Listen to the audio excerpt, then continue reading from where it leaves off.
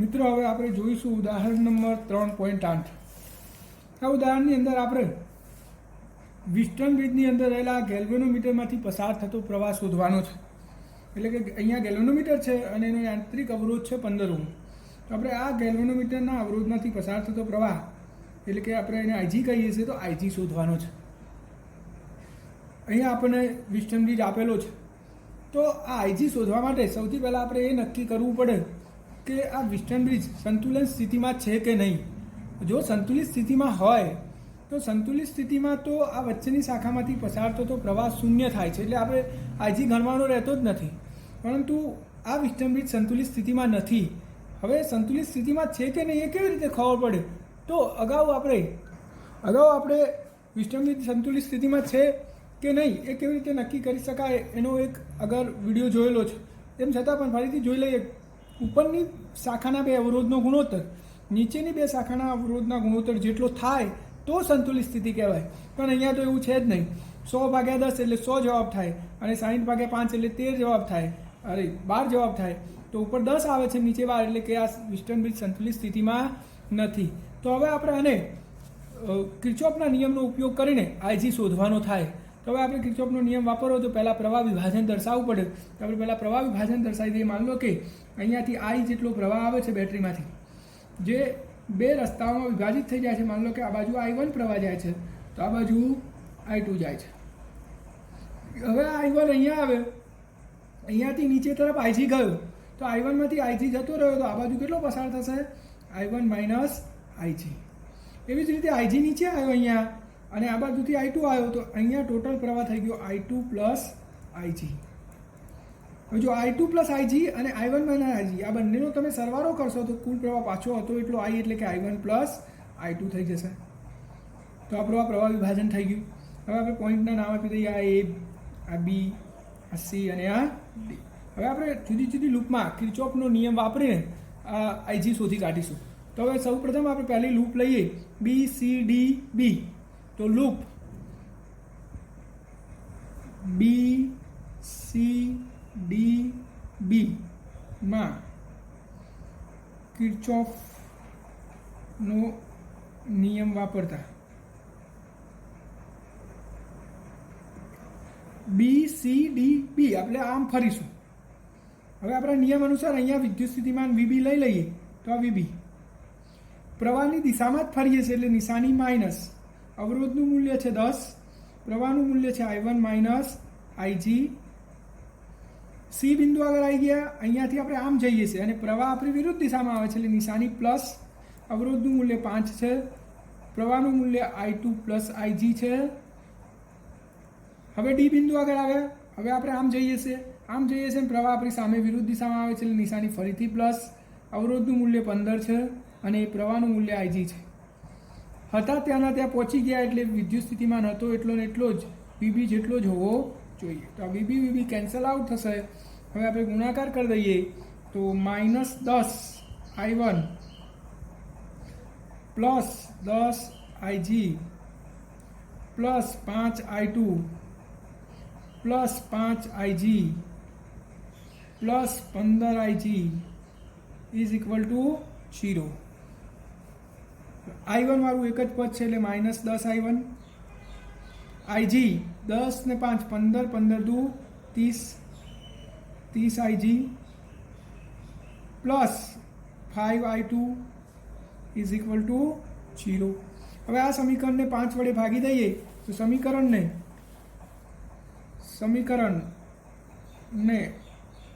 5 વડે ભાગતા તો 10/5 એટલે 2 માઇનસ 2 I1, 30/5 એટલે 6 પ્લસ 6 આઈજી અને 5/5 એટલે 1, એટલે કે I2 plus I2 is equal to 0. આ આપણું સમીકરણ 1 થઈ ગયું. આ સમીકરણ 1.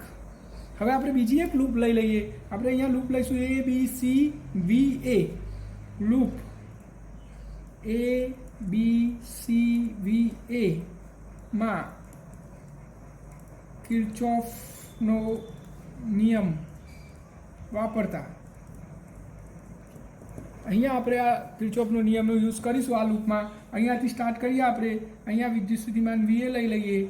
જુઓ પ્રવાહની દિશામાં જ આપણે ફરવાનું છે અત્યારે. હાલ તો પ્રવાહની દિશામાં જ જઈએ છે. અવરોધનું મૂલ્ય છે 100, પ્રવાહ છે I1. હવે બી બિંદુ આગળ આવી ગયા. બી બિંદુથી પણ પ્રવાહની દિશામાં જઈએ છીએ તો નિશાની માઇનસ, અવરોધનું મૂલ્ય 10, પ્રવાહ છે I1 માઇનસ IG. હવે સી બિંદુ આગળ આવી ગયા, ત્યાંથી આમ જઈએ છીએ. બેટરીના ઋણ ધ્રુવથી ધન ધ્રુવ પ્લસ 10 હતા, ત્યાંના ત્યાં આવી ગયા તો વિદ્યુત સ્થિતિમાન VA જ હોય. VA cancel, minus 100 I1 minus 10 I1 minus minus plus 10 IG plus 10 is equal to 0. તો 100 ને 10 110 I1 minus plus 10 IG plus 10 is equal to 0. આ આપણું સમીકરણ નંબર 2 થઈ ગયું. હજુ એક આપણે બંધ લૂપ લઈ લઈએ. હવે લૂપ લઈશું આપણે ADCVA લૂપ. ADCVA માં કિર્ચોફનો નિયમ વાપરતા હવે આપણે એ લૂપમાં આ રીતે જ નિયમનો યુઝ કરી લઈએ. તો જુઓ અહીંયા વિદ્યુત સ્થિતિમાન VA, જો પ્રવાહની દિશામાં જઈએ છીએ એટલે માઇનસ 60, પ્રવાહ છે I2. ડીથી આમ પ્રવાહની દિશામાં માઇનસ, અવરોધનું મૂલ્ય 5, પ્રવાહનું મૂલ્ય I2 પ્લસ IG. સી બિંદુ આગળ આવી ગયા, ત્યાંથી આમ જઈએ છીએ. બેટરીના ઋણ ધ્રુવથી ધન ધ્રુવ પ્લસ 10 હતા, ત્યાંને હાથે આવી ગયા તો VA કેન્સલ આઉટ. તો બચ્યું 60 I2 minus 5 I2 minus 5 IG minus 10. અહીંયા બેટરીના ઋણ ધ્રુવથી ધન ધ્રુવ ત્યાં પ્લસ આવશે, પ્લસ 10 ઇઝ ઇક્વલ ટુ 0. હવે આ સમીકરણને પણ આપણે ગણી લઈએ તો 65 I2 minus 5 IG plus 10 is equal to 0. આ સમીકરણને 5 વડે ભાગી દઈએ તો સમીકરણને 5 વડે ભાગતા તો 13, 65 ભાગ્યા 5 એટલે 13 I2, અહીંયા IG અને અહીંયા પ્લસ 2 ઇઝ ઇક્વલ ટુ 0. આ આપણું સમીકરણ નંબર 3 થયું.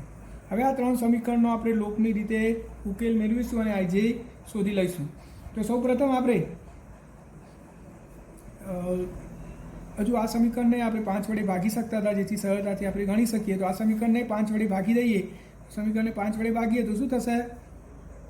110 ભાગ્યા I1 110 ભાગ્યા 5 એટલે 110 ભાગ્યા 5 એટલે 22 માઇનસ 22 I1, 10 ભાગ્યા 5 એટલે 2 IG અને 10 ભાગ્યા 5 એટલે 2 ઇઝ ઇક્વલ ટુ 0. હવે આ સમીકરણને 2 કહીશું. આ સમીકરણ નંબર આપણું 2. હવે આપણે આ બે સમીકરણનો ઉકેલ મેળવવો છે. તો આ સમીકરણને આપણે 11 વડે ગુણી દઈએ તો આ બંનેમાંથી I1 નો લોપ થઈ જશે. એટલે સમીકરણ 1 ને 11 વડે ગુણી અને સમીકરણ 2 માં ઉમેરતા. સમીકરણ 1 ને આપણે 11 વડે ગુણીએ તો 11 દુ 22 I1 પ્લસ 11 ગુણ્યા 6 એટલે 66 IG plus 11 I2 is equal to 0. અને આપણું સમીકરણ 2 સીધું ઉમેરી જ દેવાનું છે. તો minus 22 I1 plus 2 IG plus 2 is equal to 0. તો હવે આપણે અહીંયા નિશાનીઓ ચેન્જ કરી દઈએ, એટલે કે નીચેના સમીકરણને માઇનસ વડે ગુણીએ તો માઇનસ માઇનસ પ્લસ, આ પ્લસ માઇનસ, આ પ્લસ માઇનસ. હવે આ પ્લસ માઇનસ કેન્સલ થશે અને 66માંથી 2 જાય તો 64 IG પ્લસ 9 I2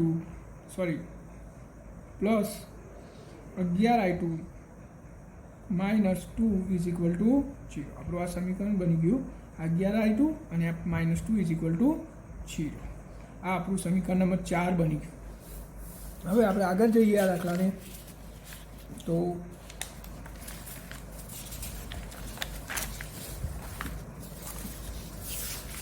હવે આપણને એક સમીકરણ મળી ગયું જેમાં IG અને I2 છે. તો સમીકરણ 3માંથી સમીકરણ 3 અને આ સમીકરણ 4, આ જે સમીકરણ 3 અને 4 છે એમાંથી I2 નો લોપ કરી દઈએ તો આપણને IG મળી જાય. તો સમીકરણ નંબર 3 અને 4 આ બંનેનો આપણે લોપની રીતનો ઉપયોગ કરવાનો છે. તો જો સમીકરણ 3 અને 4 આમાંથી I2 નો લોપ કરવાનો છે, એટલે આને 11 વડે ગુણી દઈએ અને આને 13 વડે, એટલે I2 આપણો કેન્સલ થઈ જાય. તો સમીકરણ 3 ને 11 વડે અને સમીકરણ 4 ને 13 વડે ગુણી બંનેનો સરવાળો કરતા તો આપણે સમીકરણ 3 ને 11 વડે ગુણી દઈએ. સમીકરણ 3 ને આપણે 11 વડે ગુણીએ તો 11 ગુણ્યા 13 એટલે 143, એટલે -143 I2 માઇનસ 11 IG પ્લસ 11 દુ 22 ઇઝ ઇક્વલ ટુ 0. અને સમીકરણ 4 આપણું, સમીકરણ 4 ને આપણે 13 વડે ગુણવાનું છે.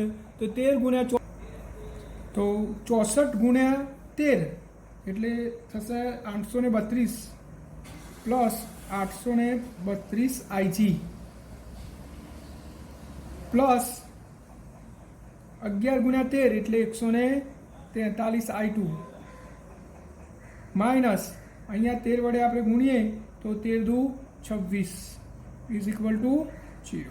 હવે આપણે આ બે સમીકરણનો સરવાળો કરી દઈએ. જો -143 I2 અને +143 કેન્સલ થશે અને 832 IG માંથી 11 IG બાદ કરવાના તો આપણો જવાબ થશે 821 IG.